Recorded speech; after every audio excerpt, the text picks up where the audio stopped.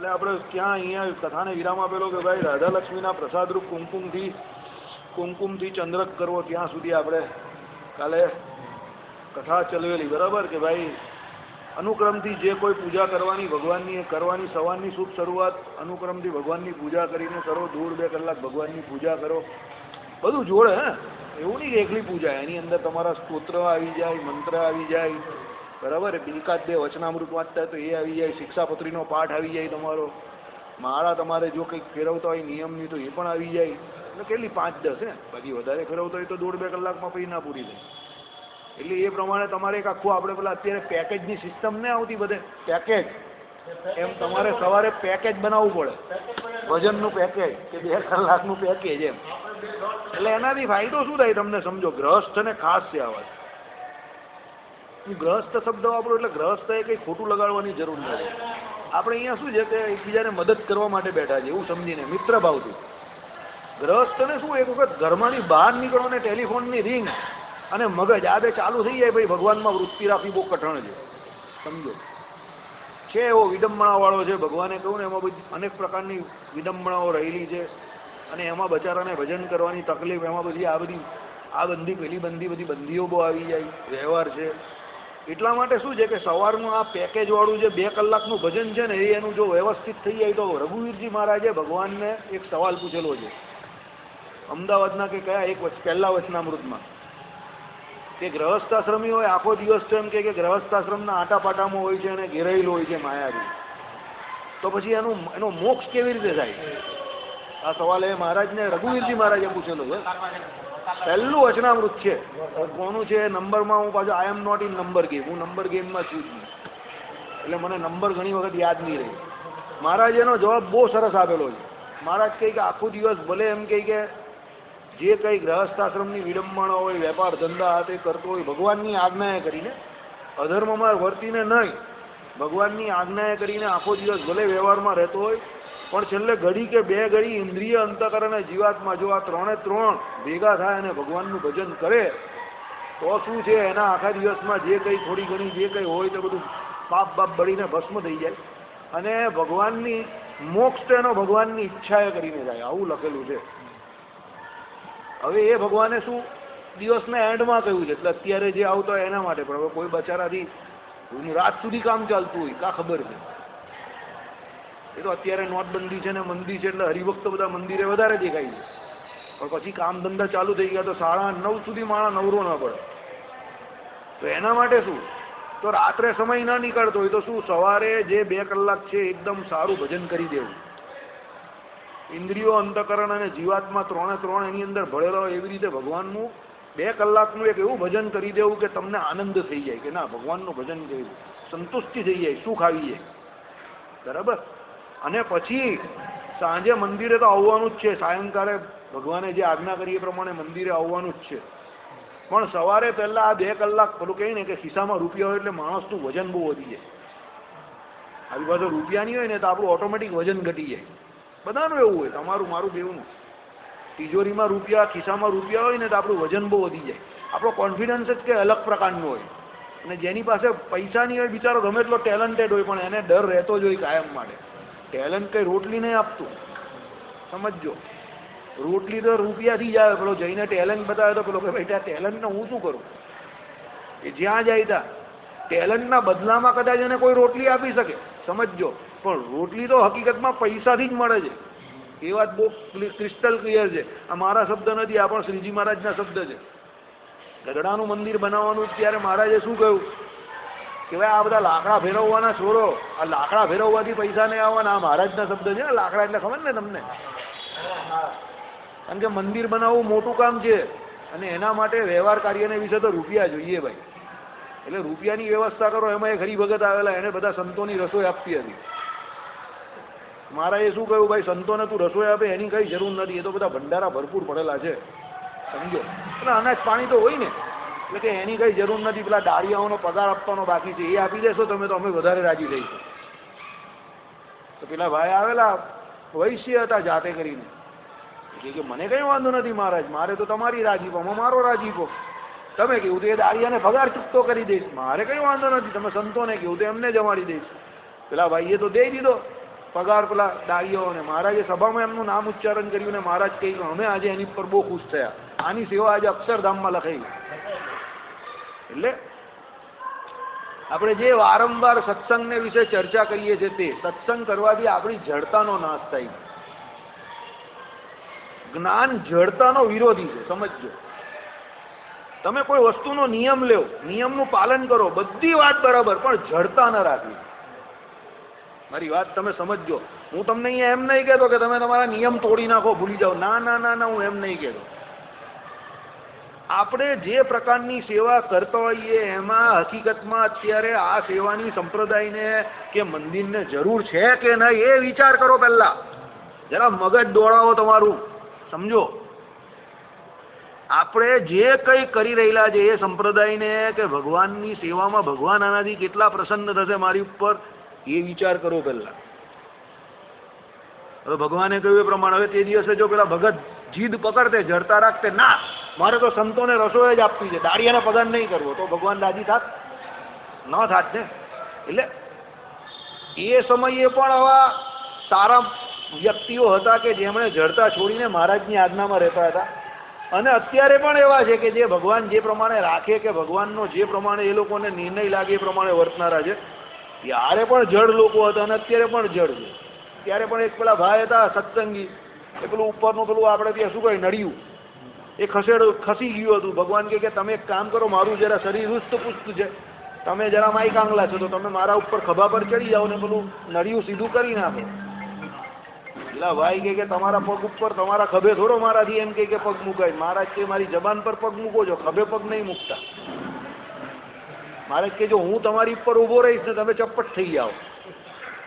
એટલે મહારાજે એમને પ્રેક્ટિકલ રસ્તો બતાવ્યો, કારણ કે ત્યારે મહારાજની ઉંમર મારા ખ્યાલથી 35-40 બહુ યંગ, એટલે મારા જેવા હતા રૂસ્તું પૂછતું. તો મારા જેવો માણા વિમલને કે વિમલ જરા ઊભો રહો, હું ઉપર ચડીને નરી ઈદું કરું, તો વિમલના રામ રમી જાય. તો મારે તો એને જ કહેવું પડે ને કે ભાઈ તું ઉપર આવી જા, સમજો. એટલે મહારાજે પ્રેક્ટિકલ વાત કરેલી, પણ પેલા ભાઈ સમજ્યા નહીં. પેલા કઈ તમે તો ભગવાન આ દે, ભગવાન કહેવાય છોડ ને માયા, હું કેવું જે વાત કર ને. એટલે આ બધી વસ્તુ શું કહેવાય? જડતા કહેવાય. એમ અત્યારે જે આપણે ચર્ચા કરી રહેલા છે કે ભાઈ ભગવાનની પૂજા પાઠ આ બધું કરવું, એ બધી વાત સાચી છે અને એમાં નિયમમાં રહેવાનું છે, બધી વાત સાચી. પણ આમાં એક વસ્તુ બીજી યાદ રાખજો કે આ જે બાહ્ય નિયમ આપણે જે કરીએ છીએ એ આપણા ઇન્દ્રિય અંતઃકરણને ભગવાનમાં જોડવા માટે કરીએ છીએ, સમજજો. ખાસ કરીને ઇન્દ્રિયોને. કેમ? ઇન્દ્રિયો ભગવાનમાં જોડાશે તો અંતઃકરણ પર ધીમે ધીમે જોડાવા માંડશે. આપણે શરીરે કરીને જે કામ કરતા હોય ને પછી એના જ વિચાર આવે. તમે જોજો, જે ધંધો કરતો હોય ને, જેવો પેલો કંડક્ટર હોય ને તે રાત્રે ઊંઘમાં પણ ટિકિટ જ વેચતો હોય.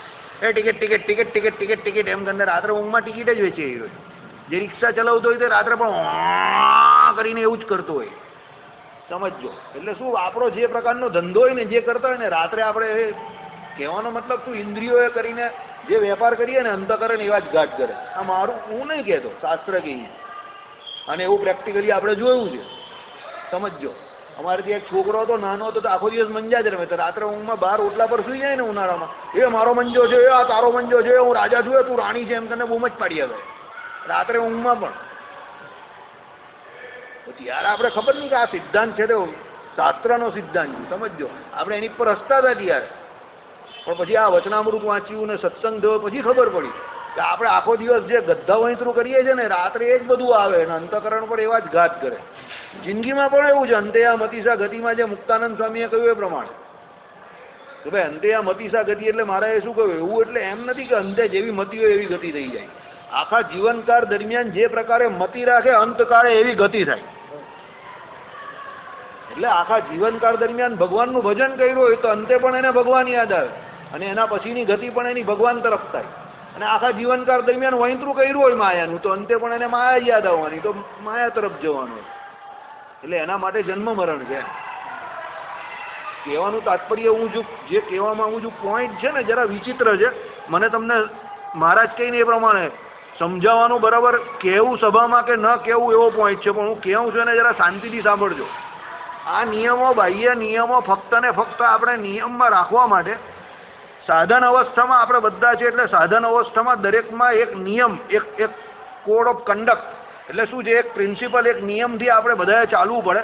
એટલે આપણે જે જગ્યા પર પહોંચવાનું છે ત્યાં પહોંચી જઈએ, પણ નિયમમાં જડતા ન હોવી જોઈએ, પ્રેમ હોવો જોઈએ. હું કહેવા જે માંગુ છે સમજજો. બધી વાત સાચી, અનુક્રમમાં નિયમ, બધી વાત બરાબર, પણ નિયમમાં પેલું કે ભાઈ અહીંયાથી સભામાંથી કહેવામાં આવ્યું છે કે 2 કલાક એટલે 2 કલાક, અને પછી એમાં ઘરમાં કોઈની તબિયત બગડે કે કંઈ ઇમરજન્સીનું કંઈ કામ આવી પડે, નહીં, સભામાંથી કહું 2 કલાક એટલે 2 કલાક, હું તો ઊભો જ ન થાઉં. એવો નિયમ નકામ. મેં આ વસ્તુ નજરે દીધી છે. એક ભાઈને આરતી કરવાની, રસ્તામાં કોઈ ઓળખીતાનું એક્સિડન્ટ થઈ ગયું, નહીં મારા આરતીનો ટાઈમ થઈ ગયો, અને પેલાને મૂકીને ચાલ્યા આવ્યા આરતીમાં. હવે તમને શું લાગે, આરતીમાં આવી ગઈ એ દિવસે પેલાને મૂકીને હોસ્પિટલ નહીં લઈ ગયા, તો ભગવાન એની પર રાજી રહ્યા? પછી કઈ ના, મારો તો સંધ્યા આરતી કરવાનો નિયમ છે, મારો નિયમ ના તૂટવો જોઈએ. આ જડતા છે. એટલે સત્સંગ કરવાનો, સત્સંગના ઘણા બધા પહેલું છે, સમજો. હું તમને મોડા પાડતો નથી, પણ જડતા નહીં રાખવાની. આ બધી જડતા છે. ને સંપ્રદાયનું કે ભારતીય સંસ્કૃતિનું જેટલું જડતાથી બગડું છે ને, જક્કી વલણથી, એટલું બીજા કશાથી બગડું નથી. કટ્ટરવાદ, જડતા, આ બધા કેવા છે ખબર? તમારા ગુણોને ખાઈ જનારા છે. ડિસિપ્લિન સારી, યાદ રાખજો, શિષ્ટાચાર સારો, પણ શિષ્ટાચારનો ઓવરડોઝ નકામો. શિષ્ટાચારનો ઓવરડોઝ એટલે તમને ખબર? શિષ્ટાચાર એટલે શું કે તમારે જે કંઈ કરવાનું એ પ્રમાણે તમારું આચરણ હોય, એ બધી વાત બરાબર, પણ પછી તમે એને આખો દિવસ માથા પર લઈને ફર્યા કરો, અને તમારી જે કોઈ જિંદગી હોય એની હળવાશ બધી ચાલી જતી હોય. સમજજો, તમે શિષ્ટાચારમાં એવી રીતે રહેવો કે એ તમારું રૂટીન બની જાય. એમાં તમને કરવામાં કંઈ તકલીફ ધીમે પહેલાં પડે, પણ પછી એ તમારું રૂટીન બની જાય. એનો તમને બોજ નહીં લાગે. જડતા નહીં રાખવાની, એનો બોજ નહીં લાગવો જોઈએ. તમે જે કામ કરો ને એને તમે એન્જોય કરવા જોઈએ, તમને એનો આનંદ આવવો જોઈએ. એક વાત બહુ ક્લિયર છે, સમજજો. શાસ્ત્રો હું પણ વાંચું છું, રાકેશ પણ વાંચે છે, ને ઘણા બધા લોકો વાંચે છે, બરાબર? બધાને રસથી જ વાંચતા હશે ને. કંઈ કોઈને કંઈ એમ કંઈ એવું તો કંઈ કહેતા નથી કોઈ કે તમે શાસ્ત્ર નહીં વાંચશો તો તમને કંઈ જેલની સજા થઈ જશે, આઈપીસીની કલમનો તમે ભંગ કરો છો, એવું તો ના કહેતા હશે. સમજજો. પણ મને ને રાકેશને એમાં જેટલો આનંદ આવે છે ને, અમે જેટલા આનંદથી એને ભણ્યા કે વાંચ્યું કે સમજ્યા, એને કારણે આ ફરક દેખાય છે. હવે સમજજો, તમને હું જે કહેવા માંગુ છું તે ફરક મહેનતનો કંઈ વાંચવાનો નથી. આ તમારી જે હકીકતમાં ઉદાહરણ આપવું બહુ ડિફિકલ્ટ હતું, પણ આ ડિફિકલ્ટ ઉદાહરણ મેં તમને ઇઝીલી સમજાવવા માટે વાત કરી. સમજો, વાંચનારા તો ઘણા બધા હશે, પણ જે ફરક છે સમજજો, બીજાના વાંચવામાં કે બીજાને જે એમાં વાત કરવામાં કે જે પ્રમાણે રજૂઆત કરી છે, આ છે. તમે એને એન્જોય કરીને કરો. એમ વાંચવાનું તો એવી રીતે નહીં કે ભાઈ પેલાને હરાઈ દેવો છે, આને હરાઈ દેવો છે, મારે બહુ જ્ઞાની સાબિત થઈ જવું છે કે બહુ મહાન બની જવું છે, એમ પેલો બોજ લઈને નહીં ફરવાનો. એમ હળવે હળવે કે ભાઈ વાંચવાનું છે, સમજવાનું છે, આપણા મોક્ષ માટે સમજવાનું છે, ભગવાનને રાજી કરવા સમજવાનું છે, અને મહારાજે કહ્યું એ પ્રમાણે પોતે જે વિદ્યા ભણ્યા હોય તે બીજાને ભણાવવી. અને એ શ્લોકની અંદર જ પાછું લખ્યું કે સૌથી શ્રેષ્ઠ તો બ્રહ્મ વિદ્યા છે. તો એ બ્રહ્મ વિદ્યામાં એવો અહંકાર ખોટો રાખીને કે હું મોટો ને તમે નાના ને એ બધી માથા કૂટકા આવે ને એવી જડતા કાઢી આવે. જ્યાં વેપાર આપણે ભગવાનનો જ લઈને બેઠા, સમજો, ચાલો જગતનો વેપાર લઈને બેઠા હોય તો એમાં તો બે હારા બે ખરાબ બધા અલગ અલગ ખોપડીના માણસ મળે. હવે આ તો ભગવાનનો સાચો સત્યમ પરમ ધીમહિ, પરમાત્માનો સાચો વેપાર લઈને આપણે બેસી ગયા અહીંયા. સમજો, તો આમાં દરેક વસ્તુ કહેવા મુજબ અહીંયા શાસ્ત્ર જે પ્રમાણે કહે છે એમાં દરેક વસ્તુ અહીંયાથી થવી જોઈએ. સમજો, બાય હાર્ટ અહીંયાથી નીકળવી જોઈએ. બે માણસ હોય, ભજન ગાતા હોય, અવાજ બંનેના સરખા હોય, બંને ભણેલા હોય, શાસ્ત્રીય સંગીત બધી વાત બરાબર, પણ એક ગાવા પૂરતો ગાતો હોય ને બીજો અહીંયાથી ગાતો હોય. એક લોકોને બતાવવા માટે ગાતો હોય કે ભાઈ હું બહુ ભણેલો છું, અને બધા રાગ આલાપ બધું બરાબર ગાતો હોય, ના નથી કઈ, પણ બીજો અહીંયાથી ગાતો હોય. તમે સાંભળનારાને તરત ખબર પડી જશે કે પેલો બતાવવા માટે ગાય છે ને આ અહીંયાથી ગાય છે. હવે હું જે કહેવા માંગુ છું તે તમને હવે ધીમે ધીમે સમજ પડતી છે. રવિવારે છે ને થોડાક હવે આપણે પ્રેક્ટિકલ સેશન્સ લેવા માટે હું આ બધા વિચાર કરું છું. થોડો ઘરેથી વિચાર કરીને નહીં આવતો, અહીંયા બેસ્યા પછી વિચાર કરું છું. સમજો. હવે માળા બધા ફેરવે છે, સમજો. મંદિરમાં ઘણા બધા 80% લોકો માળા ફેરવતા હશે, ના નથી, પ્રદક્ષિણા કરતા હશે, દંડવત કરતા હશે, પણ આ જે કરીએ એ કંઈક કોઈક બધાના અલગ અલગ, કોઈક પોતાની હેલ્થ સારી રહે એટલા માટે કરતા હોય કે ભાઈ થોડી કસરત થઈ જાય મંદિરમાં, સમજો. બધાના અલગ અલગ હેતુ હોય, ઇન્ટેન્શન. ના નહીં પાડતા, હા શરીર સારું પણ રહી છે એનાથી. અને શ્રીજી મહારાજનો એક એવો ઉદ્દેશ્ય પણ હોય કે હરિભક્તની શારીરિક ક્ષમતા રહે એટલા માટે પણ એમણે દંડવત પ્રદક્ષિણા રાખ્યા હોય. હું ના નહીં પાડતો એનાથી, પણ વસ્તુ પરિસ્થિતિ સમજવા જેવી છે કે દંડવત પ્રદક્ષિણા કરવાથી શારીરિક સુખાકારી તો આવે છે, એમાં ના નહીં, પણ મુખ્ય એનો હેતુ આપણે એ સમજવો જોઈએ કે આપણે દંડવત પ્રદક્ષિણા કરીએ કોની છે.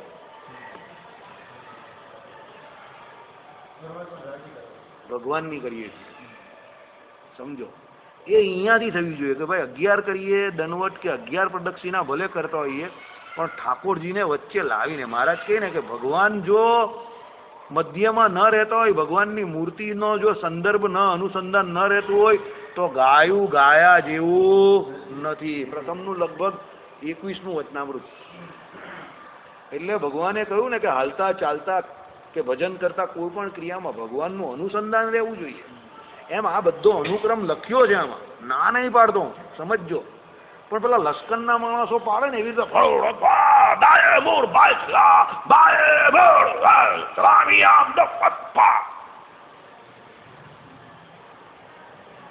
એવું આપણે એમાં પણ ઇન્ટેન્શન તો એ લોકોને ભારત માતા જોડે પ્રેમ છે, એ ઇન્ટેન્શન સારો છે, એ ખોટો નથી. એ પણ આપણે અનુક્રમ અહીંયા જે કયો એ નિયમ માટે છે, પણ એ અનુક્રમમાં આપણે અહીંયા રિલેશન હોવું જોઈએ કે અનુક્રમ આપણા માટે બોજારૂપ ન હોવો જોઈએ. હવે જો હું કહેવા માંગુ તે શબ્દ તમને અત્યારે બરાબર કહી શકું છું, તમને એવું ના લાગવું જોઈએ કે આ તો ભગવાને બધી આજ્ઞા લખી છે, આટલી મસ્ત ઠંડી પડે છે, વહેલા વહેલા ઉઠવાનું ને આ બધું ભજન ને આ બધું કરવાનું, એના કરતાં અંદર ગોદડામાં ઊંઘવાની કેવી મજા આવે છે.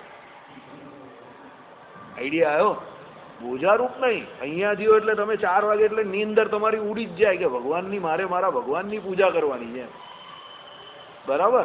એટલે એ પ્રમાણે અનુક્રમને ફોલો કરવાનો છે. બાકી તમે જબરજસ્તી ફોલો કરશો ને આમાં કયું છે ને મારે કરવું પડે છે, એ તો પેલો માસ્ટર છોકરાને લેસન આપે એવી રીતે કે સાહેબે કહ્યું છે ને હું લેસન કરી જાઉં છું, પણ એને કંઈ આવડે કંઈ નહીં. પછી એના મા બાપ કહે કે આ છોકરાને કેમ આવડતું નથી? સાહેબ કહે કે હું તો બધું લેસન પણ ઘરેથી આપતો હતો અને અહીંયા પણ શીખવાડતો હતો, પણ એને આવડે નહીં તો હું શું? પણ છોકરાને રસ જ નહીં હોય તો કાંથી આવડે? સાહેબ કરે એને લેસન કરાવવા માટે થોડો લેસન આપે છે. લેસન એને એટલે આપે છે કે એને પાકું થાય, એને આવડે. એમાં ભગવાનના બધા લેસન છે. સાહેબની જગ્યા પર અહીંયા ભગવાન છે, અને આ બધા ભગવાને આપણે આપેલા લેસન છે કે સવારે વહેલા ઉઠવાનું. જેમ પેલા છોકરાને લેસન કરવું અઘરું લાગે છે ને, એમ આપણે પણ અઘરું લાગે છે. હવે કંઈક આઈડિયા આવ્યો હું જે કહેવા માંગુ છું તે? 4 વાગે ઉઠવાનું તમને પણ અઘરું લાગે છે ને મને પણ અઘરું લાગે છે, પણ જે છોકરા સાહેબે કહ્યું એ પ્રમાણે કે નહીં સાહેબ જે કંઈ કરે છે મારા ભલા માટે જ કરે છે એમ કરીને દિલથી કામ કરે છે, એ બની જાય છે ડૉક્ટર, એન્જિનિયર, 50,000, લાખ, 2 લાખ, 5 લાખ, 10 લાખ પગારદાર. મા બાપ બિચારાના ભલે કંઈ બહુ પૈસાદાર નહીં હોય, પણ એ કમાતો થઈ જાય, વ્યવસ્થિત રહેતો થઈ જાય, 5 વર્ષમાં સેટ થઈ જાય. અને જે દોડકા છોલતા હોય તે પછી દોડકા જ છોલે આખી જિંદગી. કેમ? ફરક એટલો જ છે, ભણવા બેવ જતા હતા, પણ એક અહીંયાથી જાય છે અને બીજો જવા પૂરતો જાય છે. એટલે આને કરવાનું છે બાય હાર્ટ, ફ્રોમ હાર્ટ, અહીંયાથી કરવાનું છે કે નહીં ભગવાને કહ્યું છે મારા સારા માટે છે, આ લોકને વિશે સુખી થઈશ, પર લોકને વિશે સુખી થઈશ ને સૌથી મોટી પૂજા મારા ઠાકોરજીની કરવાની છે. આ પ્રમાણે હશે ને તો આ બોજ નહીં લાગશે. બસ મારે આટલું કહેવું હતું આજે રવિવારે. એને કહેવા માટે બહુ સમય ચાલ્યો ગયો, બરાબર? કારણ કે મેં 3-4 દિવસથી હું જોતો હતો આ વસ્તુ. આ અનુક્રમ જે લખેલો તે પછી પૂજાના સ્તોત્ર મંત્રની હું બધી વાત કરતો હતો ને તો ઘણાના ફ્યુઝ ઓફ થઈ જતા હતા. આ બધા તો યાર ભગવાને જબરા નિયમ બનાવેલા છે, બહુ કડકાઈવાળા નિયમ છે, એટલે ઘણાના ફ્યુઝ ઓફ થઈ જતા હતા. એટલે મને આજે લાગ્યું કે એમ ફ્યુઝ ઓફ કરવાની કોઈ જરૂર નથી. દરેક જગ્યા પર પ્રેમ મેઇન વસ્તુ છે. તો ભાઈ પેલા કીર્તનમાં આવે એ પ્રમાણે પ્રેમના હાટે વેચાય. પ્રેમ કોઈ બજારમાં વેચાતો નથી.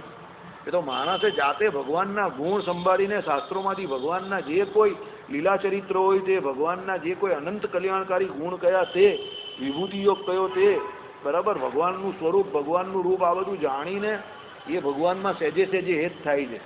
આનંદ બક્ષી સાહેબની કલમ જેવું, પ્યાર કિયા નહીં જાતા હો જાતા, બરાબર? ભૂલ કી નહીં જાતી, ભૂલ હો જાતી, આ એવી વાત છે. ભૂલ કોઈ માણસ જાણી જોઈને નહીં કરતો હોય, ભૂલ થઈ જાય. એમ ભગવાન પ્રત્યે હેત ભગવાનના ગુણો સંભાળીને સાંભળીને થવું જોઈએ, એ પ્રમાણે અંદરથી નીકળવું જોઈએ, તો આ બધું ઓટોમેટિક થતું થઈ જશે પછી. અત્યારે આપણે શું છે, થોડું જોરાવરે કરીને કરવું પડે જ ને, એટલે તકલીફ પડે છે. સમજી ગયા તમે મને, હું જે કહેવા માંગુ છું તે? આપણે બધા જોરાવરે કરીને કરવું પડે છે. સવારે વહેલા ઉઠીને જે કંઈ અત્યાર સુધી કરીએ છીએ એમાં આપણે જોરાવરે વધારે કરીએ છીએ. હેત ભગવાનમાં જેવું શાસ્ત્રમાં કહ્યું એવું છે નહીં. નહીં તો આપણા પણ રામાનંદ સ્વામીમાં ને આપણામાં કાં કંઈ વધારે ફરક છે? શારીરિક દ્રષ્ટિએ કોઈ ફરક નથી. તો રામાનંદ સ્વામીની પૂજા ભગવાન સાક્ષાત સ્વીકાર કરતા હતા, આપણી નહીં કરતા. એટલે ફરક જે છે તો અહીંયા છે ને, ફરક ભાવનામાં છે ને. બરાબર? એમને ભગવાન સિવાય બીજું કંઈ હતું નહીં ને આપણે ભગવાન સિવાયનું બધું પોતાનું માનેલું છે ને ભગવાનમાં જે કરીએ જોરાવરે કરીને કરીએ છીએ, એટલે આપણે એમાં ફળ મળતું નથી. અને માયામાં મળે છે. કેમ? આપણે માયાને પોતાની માની છે કે ભાઈ આમાં તો ચાલે એવું જ નથી આના વગર. બરાબર? ચાલો હવે સુવાસિની નારીએ તો પ્રતિદિન કૃષ્ણ પૂજા વિશિષ્ટ પ્રસાદી ચંદન વડે હૃદયમાં ચંદ્રક કરવો અને પ્રતિદિન રાધા પૂજા વિશિષ્ટ પ્રસાદી કુમકુમથી લલાટના મધ્ય ભાગમાં ગોળાકાર ચંદ્રક કરવો. શિક્ષાપત્રીની આજ્ઞા જ છે કે ભાઈ એક અહીંયા કરવાનો, એક એમણે અહીંયા કરવાનો છે તે. બરાબર? તમારા ઘરમાં જે તમારા જે કોઈ તમારા એમાં રહેતા હોય, એટલે તમારા ઘરવાળા હોય કે કોકના ઘરે એના બા હોય કે જે હોય તે, આપણે ત્યાં એવો નિયમ છે કે ભાઈ પુરુષ જે હોય સત્સંગમાં આવે. હવે તો સ્ત્રીઓ પણ આવે છે અને એ એમ કહે કે જે સત્સંગમાંથી શીખે તે પોતાના ઘરના જે કોઈ સ્ત્રીઓ હોય, બહેનો હોય, માતા હોય, ઘરવાળા હોય, દીકરીઓ હોય, એ બધાને એ પ્રમાણે શીખવાડે અને ધર્મમાં રાખે. પુરુષ ત્યાં ફરજ છે, એમાં ઘરના જે મુખ્ય માણસ હોય એની ખાસ ફરજ છે. બરાબર? ચાલો, એટલે આ બધી આજ્ઞાઓ એટલે લખેલી છે. પછી શું કહ્યું? વિધવા નારીએ તો રાધા કૃષ્ણ પૂજા વશિષ્ઠ પ્રસાદીભૂત કુમકુમ તથા ચંદનને મિશ્રિત કરીને તેનાથી નાનો ચંદ્રક કંઠમાં કરવો. અહીંયા નાનો ચંદ્રક કંઠમાં કરવાનો. હવે આ આજ્ઞા શિક્ષાપત્રીમાં નહીં લખી કંઠમાં કરવાની, બંને આમાં લખેલી છે. એટલે એનું કહેવાનું તાત્પર્ય શું છે? આપણે વારંવાર વાત કરીએ એ પ્રમાણે શિક્ષાપત્રી અપેક્ષિત છે અને આ બધા ગ્રંથો, બીજા ગ્રંથો કેવા છે? ગાઈડ છે. એટલે શિક્ષાપત્રીમાં અપેક્ષિતની જેમ બસ પાસ થઈ જાય પેલો, પણ શિક્ષાપત્રી પાછી મહારાજે શું સર્વશાસ્ત્રનો સાર લખેલો છે અંદર. એટલે બીજા શાસ્ત્રો જે છે એ જોવા પડે. એમાં લખ્યું યાજ્ઞવલ્ક ઋષિની સ્મૃતિ જોવાની, તો પછી યાજ્ઞવલ્ક ઋષિની સ્મૃતિ જોવી પડે. પછી તમે કહ્યું એમાં લખેલું ને આપણે વાંચી લીધું એટલે કામ પૂરું થઈ ગયું. રાજુ આવેલો નથી આપણો આજે. હા તો લખેલું જ છે ને. તો એટલે આવી બધી કેટલી બધી આજ્ઞા છે. પછી લખ્યું હોય કે ભાઈ વ્યાસસૂત્રનું શ્રી ભાષ્ય, ગોપાળાનંદ સ્વામીનું એટલે આપણું રામાનુજાચાર્યનું ગીતા ભાષ્ય, એના અધ્યાત્મ શાસ્ત્ર માનેલું છે. તો જેણે અધ્યાત્મ શાસ્ત્ર જાણવું હોય તો એણે વાંચવું પડે. ભાઈ પેલામાં વાંચી જાય, નામ ખાલી વાંચી જાય એટલે કંઈ થતું નથી. તમારા રાજુની જેમ રાજુને પહેલાં પૂછે કોઈ પણ, રાજુ વચનામૃત વાંચે છે રોજ? હા તો કંઈ રોજ વાંચું. તો કે કેવી રીતે? તો વચનામૃત વંચાય, વચનામૃત એટલે વંચાઈ ગયું. રોજ વાંચો એમ કે ઘરે પૂઠા પર લખેલું જ છે વચનામૃત. એ ખોટો થોડો છે, આમ સાચો જ છે ને. વચનામૃત વાંચે છે? હા તો વાંચું છું, રોજ જ વાંચે. આયા નથી એ ભાઈ આજે. બરાબર? નાના હતા ત્યારથી આવી રીતે જ વાત કરે. તમે કહો રાજુ વચનામૃત વાંચે? રોજ વાંચું એમ કહી. તો આજે કયું વાંચ્યું? તે કે વચનામૃત રોજ આજ વાંચેલું એમ. બરાબર? એટલે ભગવાને જે લખેલી શિક્ષાપત્રીમાં તે આ પ્રમાણે આજ્ઞાઓમાં શાસ્ત્રના નામ લખેલા છે. એટલે આપણે એમ કે નામ લખેલા છે, આપણે શિક્ષાપત્રી વાંચી લીધી એટલે કામ પૂરું થઈ ગયું. અરે એ તો નામ લખેલા છે, શાસ્ત્ર વાંચવાના બાકી છે. સમજ પડી કે ના પડી? એ તો ફક્ત નામ છે. જો હવે એ બધું વાંચ્યું હોય તો તમને આ બધી નાની નાની આજ્ઞાઓ જે કરેલી તે ખબર પડે. શિક્ષાપત્રીમાં કંઠને વિશે ચાંદલો કરવાનો નથી લખ્યું, સત્સંગ જીવનમાં લખેલું છે. બરાબર? આ સર્વોપરી ગ્રંથ છે. શિક્ષાપત્રી પણ સર્વોપરી છે, પણ એ નાનો ગ્રંથ છે, આ મોટો ગ્રંથ છે. આ 5 પ્રકરણ છે. બરાબર? પેલામાં 212 શ્લોક છે, તો ફરક તો પડે ને. ચાલો, બીજું શું કહ્યું કે ભાઈ પ્રસાદીભૂત જ લેવાનું હોય, પણ સચંદ્રક ઉધ્વપુંદ્ર ધારણ કર્યા પછી યથાધિકાર સંધ્યાવંદન વગેરે નિત્ય કર્મ કરીને જ કૃષ્ણની દીક્ષા પામેલા સર્વજનોએ રાધા કૃષ્ણની યથાવિધિ પૂજા કરવી. સચંદ્રક એટલે ઉધ્વપુંદ્ર ધારણ કર્યા પછી. હવે આ સ્ત્રીઓ વાળી આજ્ઞા પૂરી થઈ ગઈ હે ભાઈ, આ પુરુષો વાળી ચાલુ થઈ ગઈ પાછી. એટલે શું છે કે ભાઈ આ સચંદ્રક એટલે ચાંદલા સહિત જો ઉર્ધ્વપુંદ્ર તિલક કર્યું હોય એ પછી શું છે યથાધિકાર સંધ્યાવંદન નિત્ય કર્મ કરીને સંધ્યાવંદનની વાત કેમ કરી અહીંયા જે દ્વિજત્વ જેમણે અંગીકાર કરેલું છે એટલે જે દ્વિજ છે બ્રાહ્મણ ક્ષત્રિય અને વૈશ્ય એ ત્રણને સંધ્યા કરવાનું અને વંદન કરવાના. મહારાજે ભલે શિક્ષાપત્રની અંદર બ્રાહ્મણો માટે લખેલું છે કે ત્રિકાળ સંધ્યા કરવી, આ પણ સંધ્યા વંદન કરવાની પાછી આમ દ્વિજત્વ જેણે અંગીકાર કરેલો છે એ બધા સર્વે દ્વિજને સંધ્યા વંદન કરવાનું કહ્યું છે. પાછું શું લખ્યું? નિત્ય કર્મ કરીને યથાધિકાર પહેલા લખી દીધું, જેનો જે અધિકાર છે એ પ્રમાણે. બરાબર. એટલે ગોરખપુર ગીતા પ્રેસની એક પુસ્તક છે એની અંદર ત્રિકાળ સંધ્યા કેવી રીતે કરવી, સવારની, બપોરની, સાંજની, એ બધાની વાત લખેલી છે આખી. એટલે એ લખેલો છે, વિધિ લખેલો છે. પણ આપણે ત્યાં 5 માનસીનો રિવાજ છે, હવે તો 5 માનસી કરવાની એ પ્રમાણે. પણ જે બ્રાહ્મણ છે એને તો ત્રિકાળ સંધ્યા 100% કરવાની છે, કારણ કે એ તો શ્રીજી મહારાજની શિક્ષાપત્રીની આજ્ઞા જ છે. આમ તો દ્વિજને પણ કરવાની ગઈ, પણ હવે આપણે ત્યાં પાછા બીજા જે ગોપાળાનંદ સ્વામીના નિયમ છે એમાં 5 માનસી પૂજા કરવાનું બીજાને કહ્યું છે. દ્વિજત્વ ધારણ કરેલું તો હોવું જ જોઈએ, જનોય ધારણ કરેલી હોવી જોઈએ. એ બધા ચૂપ. આમાં શું છે સમજો, તમે તમારા પોઈન્ટ ઓફ વ્યૂથી બોલતા હોય એ વાત બરાબર છે, પણ અહીંયા બેઠેલા હોય એટલે અમારે અમારા પોઈન્ટ ઓફ વ્યૂથી બોલવાનું હોય. સમજો, આપણે લોકોએ દ્વિજત્વ અંગીકાર નથી કર્યું એટલે જનોય ધારણ નથી કરી, એમાં આપણો ફોલ્ટ નથી. જે ફોલ્ટ છે તે આપણા કુટુંબીઓનો છે, વડીલોનો છે, એ આપણે માનીને ચાલવાનું છે. સમજો, પણ હવે એ ફોલ્ટ છે તે આપણે અહીંયા અત્યારે બેઠેલા છે તો એની કઈ ચર્ચા કરવા નહીં બેઠા, પણ આમાં જે આવતું એ તો કેવું જ પડે ને. એ મુદ્દો અલગ છે કે આપણે દ્વિજત્વ અંગીકાર ન કરાવ્યું, એમણે અધિકાર હતો તો પણ ન કરાવ્યું, એ આખો સેપરેટ મુદ્દો છે. અત્યારે એની આપણે ચર્ચા નહીં કરવી કે કેમ નહીં થયું કે શું, એ બધા લોકોને ઘરે મુર્દે ઉખાડને છે કોઈ ફાયદા નહીં. પણ આમાં શ્રીજી મહારાજે કે સતાનંદ સ્વામી એ પ્રમાણે કહ્યું છે તો આપણે એ પ્રમાણે તો વાત કરવી જ પડે. સમજો કેમ? અરીસામાં હંમેશા આપણે આપણું સાચું પ્રતિબિંબ દેખાય છે. આ ભગતની દાઢી છે હમણાં, તો દાઢી દેખાવાની અંદર, અને પછી ધનુર્માસ પછી કે જ્યારે એમણે જે કંઈ નિયમ લીધો હોય એને દાઢી મૂછ કરાવી નાખશે અને પછી અરીસામાં જશે તો ના દેખાશે. કેમ? અરીસો થોડો જુઠ્ઠું બોલવાનું.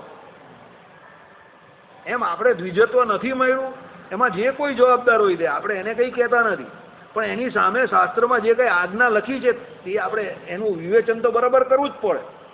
સમજો, યથાધિકાર લખેલું છે એટલે જે ત્રિવર્ણની છે, જેને દ્વિજત્વ અંગીકાર કર્યું છે એને બધાને સંધ્યાનો નિયમ છે. સમજો. હા, પણ બ્રાહ્મણને વિશેષ છે કે એને તો ગાયત્રીનો જપ કે વૈશ્વદેવ કે ત્રિકાળ સંધ્યા એ કરવાની છે, તેનાથી જ એનું બ્રાહ્મણત્વ છે. અને બ્રહ્મ તત્વનો જ બધે જઈને એને પાછો ઉપદેશ આપવાનો છે. એનું તો આખું જીવન જ એવું છે, એનો વિશેષ અધિકાર છે. પણ બીજાને પણ દ્વિજત્વની વાત કરેલી છે અને સંધ્યા વંદનનો અધિકાર આપેલો છે. જોવું હોય તો આપણે અહીંયા ચલવેલો ગ્રંથ, કયો ગ્રંથ ખબર તમને? હરિદિગ્વિજયમાં આ વાત લખેલી કે દ્વિજત્વ એટલે જનોયનો અધિકાર, અને એ પ્રમાણે જે કોઈ સંધ્યા વંદન આદિકનો અધિકાર એ ત્રિવર્ણીને છે, બધાને છે. આપણે અહીંયા જ ચલવેલું યાદ છે ને? બરાબર. એટલે પછી જે સંપ્રદાયની પરંપરા પ્રમાણે અત્યારે ચાલે તો 5 માનસી પૂજા તો કરો. આપણે પરમ દિવસે કે કાલે આ વાત કરેલી ને કે ભાઈ 5 માનસી પૂજા કરવાની કહી, તો એ કરો 15-15, 20-20 મિનિટ. બરાબર. ચાલો.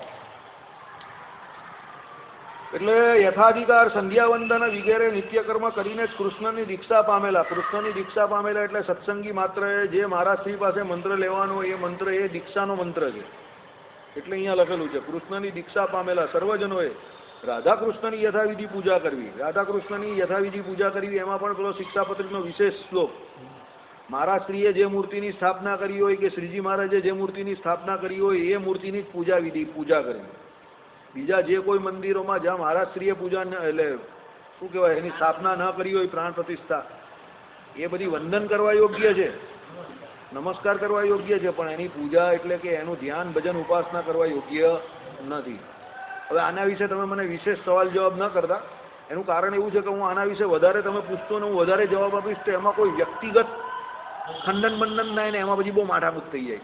એમાં હું નહીં પડવા માંગતો. સાચી વાત છે ને? આપણે ભગવાનનું ભજન કરીએ એટલા માટે છે, આપણા જીવના રૂડા માટે ને આનંદ મોજ માટે કરીએ છીએ. લડાઈ ઝઘડાની તો મારી જોડે તમે ભવિષ્યમાં કોઈ પણ કાળે સપનામાં પણ કે ઊંઘમાં પણ કહેવા નહીં આવતા કે આની જોડે ભાઈ ચડાવી છે કે લડવું છે. મારી પાસે એનો સમય નથી. હું તમારાને મારા આનંદ માટે જ અહીંયા બેસું છું કે આપણે અહીંયા મોજ કરવા આવીએ છીએ 1 કલાક, એમ સમજવાનું. 1, 1.5, 2 કલાક જે ભગવાનની કૃપાથી મળે છે એમાં તમારે ને મારે માયાને ભૂલીને, દુનિયાને ભૂલીને આનંદ મનોરંજન જ કરવાનું છે. લોકો ટીવી જોઈને કે પિક્ચર જોઈને મનોરંજન કરે છે ને, આપણા માટે આ આનંદનું સૌથી મોટું સાધન છે ભગવાન પોતે જ, અને એમાં આનંદ જ કરવાનો છે. વાદ વિવાદ ઝઘડો કરવો નથી. ચાલો આગળ જઈએ.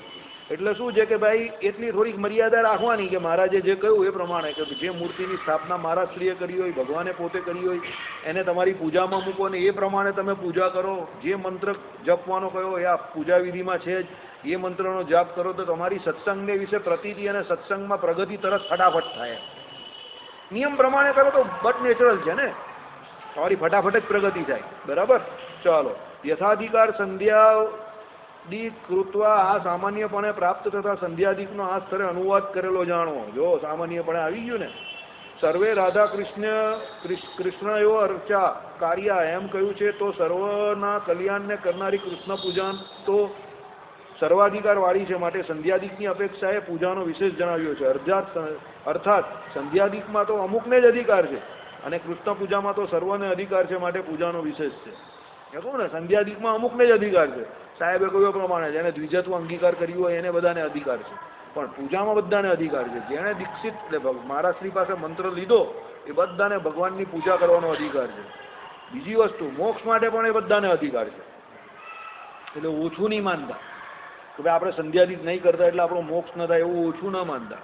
જે ભગવાનની પૂજા કરતો હોય, ભગવાનના ભજન કરતા હોય, જે અને ભગવાનની આજ્ઞામાં રહેતા હોય, એ બધા બ્રાહ્મણ, ક્ષત્રિય, વૈશ્ય, શૂદ્ર બધા જીવોને ભગવાનના અંત્યજને પણ મોક્ષનો અધિકાર છે. શ્રીજી મહારાજની સભા જોજો.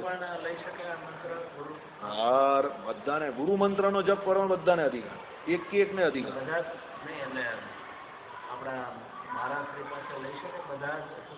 હા, લઈ શકતા હોય, પણ એને આ બાજુના કાનને બદલે પેલા કાનમાં, એની વિધિ બધાના બદલે અસત શૂદ્રને પેલા બાજુના કાનમાં,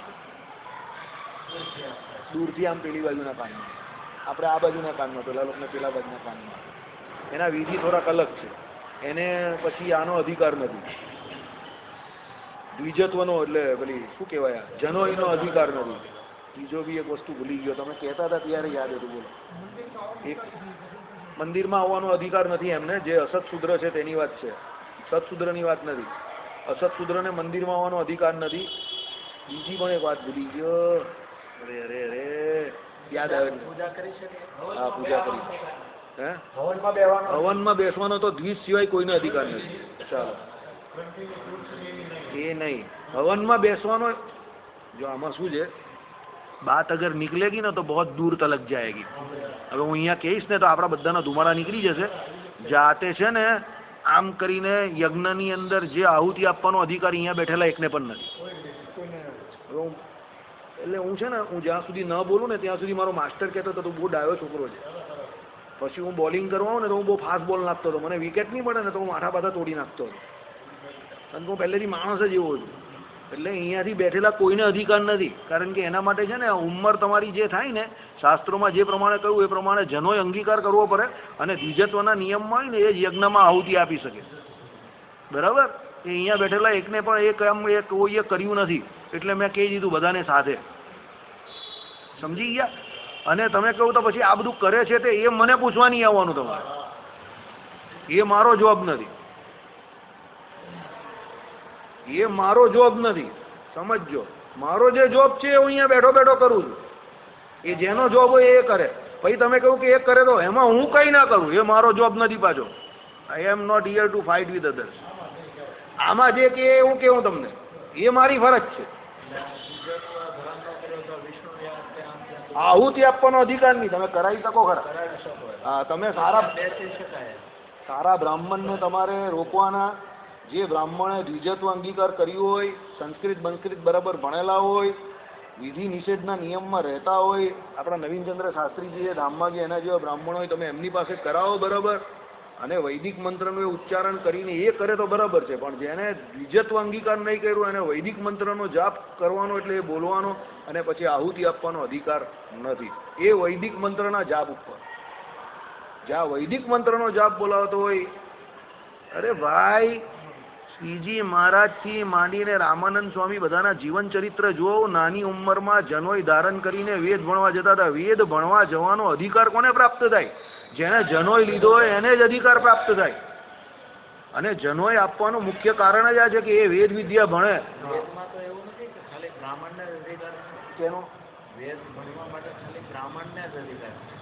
વેદ ભણવા માટે ભલે બ્રાહ્મણને અધિકાર છે, પણ દ્વિજત્વ માટે 3 અધિકાર છે ને. વેદ ભણવા માટે 3 અધિકાર છે. વેદ ભણાવવા માટે ફક્ત બ્રાહ્મણને અધિકાર છે. ભણી તો 3 વર્ણ ના શકે. ક્ષત્રિયો પણ પહેલા જતા હતા પાઠશાળામાં ને એમાં. એ પછી જે પહેલા તો બધાને સર્વ રીતે ધર્મનું જ જ્ઞાન આપવામાં આવે. આપણા ત્યાં નથી હોતું. આપણા ફાર્મસી જેવું પહેલા વર્ષે તો પેલાને કેમેસ્ટ્રી ને એ બધું શીખવાડે, બીજા વર્ષે પછી શૂટિંગ ને બધું ચાલુ થાય એવું. એટલે એની જે સ્પેશિયલાઇઝ લાઈન હોય, દાખલા તરીકે રાજાના છોકરા હોય તો એને પાછળથી બ્રાહ્મણનો હોય તો એને બધું ક્રિયાકાંડ ને એ બધું શીખવાડે. પણ વૈદિક જે વિધિ હોય એ પ્રમાણે જેને જે શીખવાડવાનું હોય તે સનાતન સંસ્કૃતિનું તો બધાને એક સરખું શીખવાડતા જ હતા. સમજો. અને દરેક દ્વિજને વેદ ભણવાનો અધિકાર છે, નાની પાડતા. વૈશ્યોને પણ છે. જે હોય તો ઓપનલી કેવું, એવું નથી વૈશ્યોને વેદ ભણવાનો અધિકાર નથી. ભણાવવાનો અધિકાર ફક્ત બ્રાહ્મણને છે. વ્યાસપીઠ પર બેસીને કથા કરવાનો અધિકાર ફક્ત બ્રાહ્મણનો છે. બરાબર? જે હોય તે ચોખ્ખા શબ્દમાં કેવું. એ કોઈનો બીજાનો જોબ નથી. જાહેરમાં તમે વ્યાસપીઠ પર બેસો, વ્યાસપીઠ પેલી કહેવાય. આપણી આ વ્યાસપીઠ નથી, આ ખુરશીપીઠ છે. બરાબર?